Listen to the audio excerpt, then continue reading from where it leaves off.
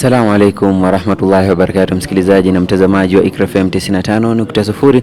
Leo tuko katika msikiti wa hapa Karen ili kuweza kuhusika katika launch hii ya ama uzinduzi wa Quran ya Kimasai, Quran Teengutuk ama translation ya Quran ya Kimasai. Na moja kwa moja tuko naye Profesa Muhammad Bakari ambaye atakuwa akituelezea zaidi kuhusiana na science na linguistic ambayo iliweza kutumika katika translation kama hii ambayo inahusika sana na translation kama hii. Assalamu alaikum warahmatullahi wabarakatuh. Assalamu warahmatullahi wabarakatuh. Naam, karibu sana Profesa. Labda kutuelezea labda ulihusika vipi katika translation kama hii?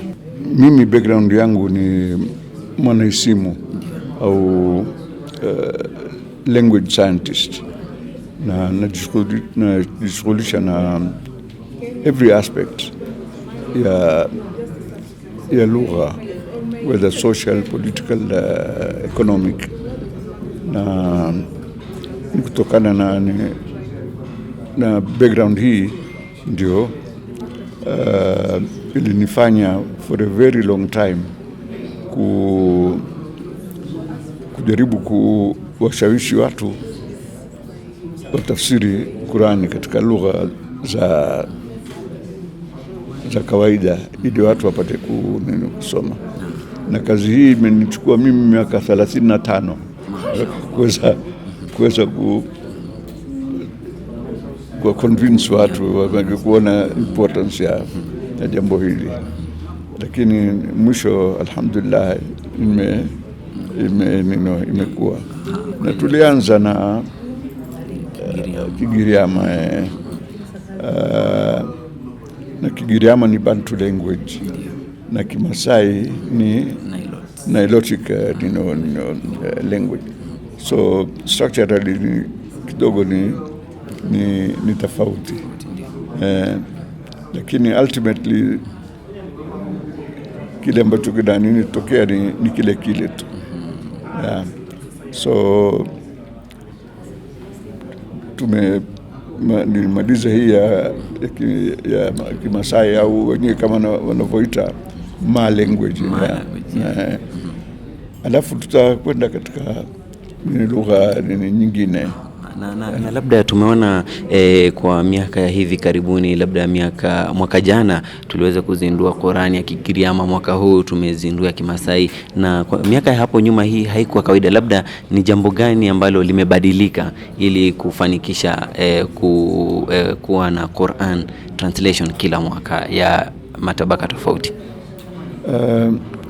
Watu kwanza walikuwa hawajaona umuhimu wa jambo hili. Unaona, si iko tafsiri ya Kiswahili, iko tafsiri ya Kiingereza. Sasa ya nini kufanya, ambapo kuna watu wengi katika jamii hizi ambao hawajui Kiingereza au hawajui Kiswahili, lakini kuna umuhimu wa wao kuelewa ile mada ya Qurani ni kitu gani, na Qurani yasema nini, na namna gani mnaweza kufaidika. Kwa hiyo sasa kama alivyo observe mwenzako hapa kwamba hakuna footnotes zile. Sasa sisi hatufanyi comprehensive translation of the Quran. Sisi ni literal translation, ili mtu wa kawaida aweze kuchukua na kusoma kwa lugha yake na kuelewa hii Qurani yasema nini. Na lugha zote ndio zilikuwa namna hii. Qurani haikuteremshwa kwa Kiingereza, lakini kwa wakati fulani wakaunda kamati ambayo kwa kiangalia tafsiri ya Qurani, ndio tunapata hiyo King James's version of the Bible kama ndio the most authoritative na nini. So ni kutokana na muktadha kama huo ndio sasa na sisi kwa vile tuna background katika isimu ya lugha ndio tumo katika harakati hizi.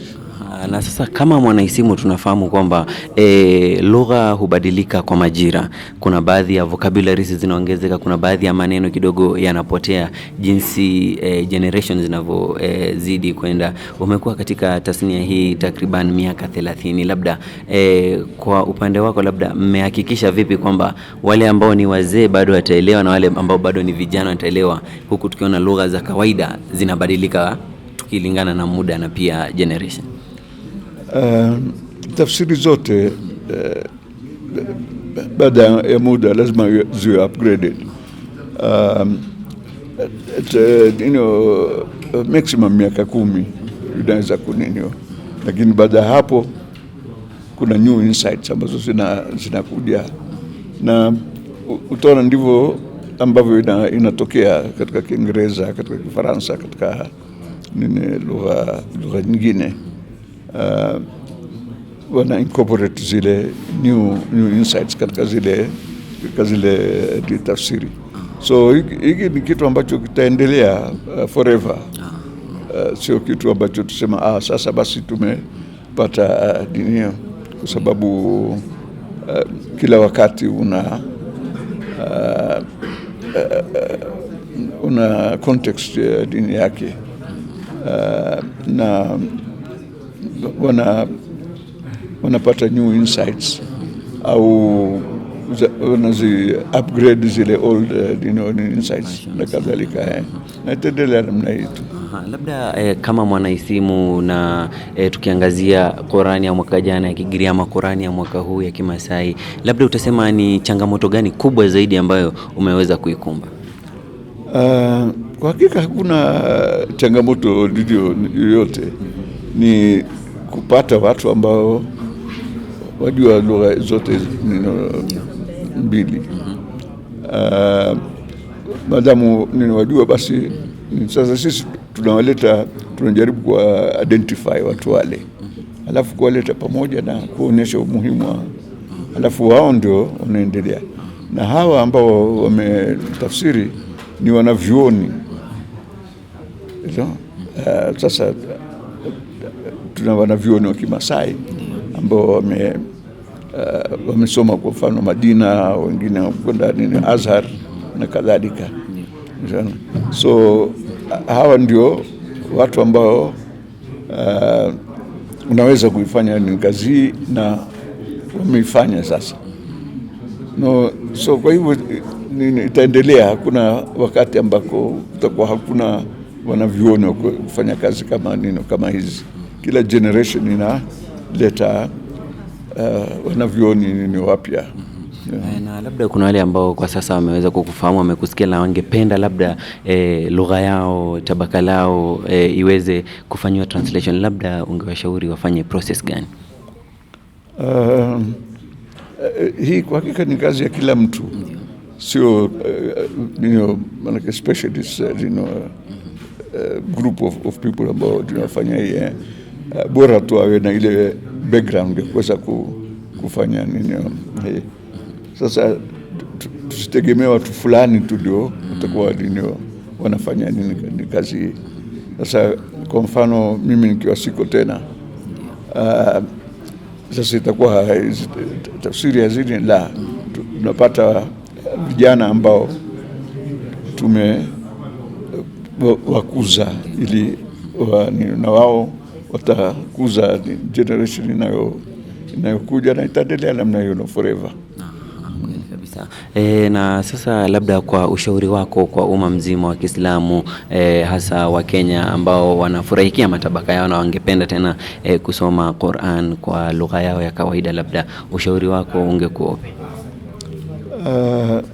Mimi ushauri wangu ni kwamba lazima sisi wa Kenya tu develop ile reading culture. Maana kama huna reading culture basi hamwezi kuendelea, na utakuta kuna uhusiano baina ya kiwango cha maendeleo ya lugha fulani na uchumi wake. Sasa yote haya yanaletwa na elimu. kama watu hawana elimu za kutosha, basi hawezi kufikia viwango vile. So ningependa kuwashawishi watu wa develop hiyo reading culture, alafu ndio utaona kwamba hii kazi sio watu fulani tu ndio ambao wanafanya, hata wao pia wanaweza kuingia. Hiyo itakuwa muhimu. Na je, swala la fedha, kwa sababu umeweza kuhimiza watu wafanye wao kivyao, labda wakiwa professionals, wakiwa na elimu. Je, swala la fedha kama financing ni swala ambalo mtu anafaa kuweka into consideration, ama maoni yako yatakuwaje kuhusiana na swala la fedha? Maanake ni kizingiti kikuu kwa kila kitu. Si kizingiti kama vile ambavyo tunakiona, kwa sababu kwa mfano ndugu zetu, hii tafsiri ya Kimasai imefadhiliwa na ndugu zetu wa Kisomali. Wao ndio wametoa kwa sababu wameona there is need here. Sasa hakungoja kuangalia mtu gani ndio atanini kabla wao wajua hapa ni muhimu, hii kazi ni muhimu. So na hii maana si tafsiri ya Kisomali, ni tafsiri ya Kimasai, lakini wanaona pengine hawana uwezo wa kifedha kuweza kuendeleza wao wenyewe tu peke yao. Na tunaona kwa mfano hapa katika hii ni lugha ambayo iko Kenya na Tanzania pia, na kule wameendelea zaidi kuliko hata kwa idadi ya wazungumzaji. So wanaingiliana na kusaidiana na kuendeleza kazi hiyo. Shukrani sana Profesa Bakari kwa kuweza kutujulisha kuhusiana hayo. Na katika jambo ambalo tumeweza kujifunza ni kwamba utangamano na umoja wa Kiislamu unazidi kuendelea. Tukiona jinsi watu wanaoweza kutangamana, ndugu zetu wa Kisomali waliweza kusika katika kufanikishia wao wa jamii ya Maa. Kwa hivyo huu ndo umoja na utangamano ambao katika Uislamu unaweza kutukuza, sio sisi kibinafsi, bali pia katika jamii tofauti ambazo zinaweza kutuzunguka. Mimi ni Abdul Hamid Suleiman kutoka Iqra FM.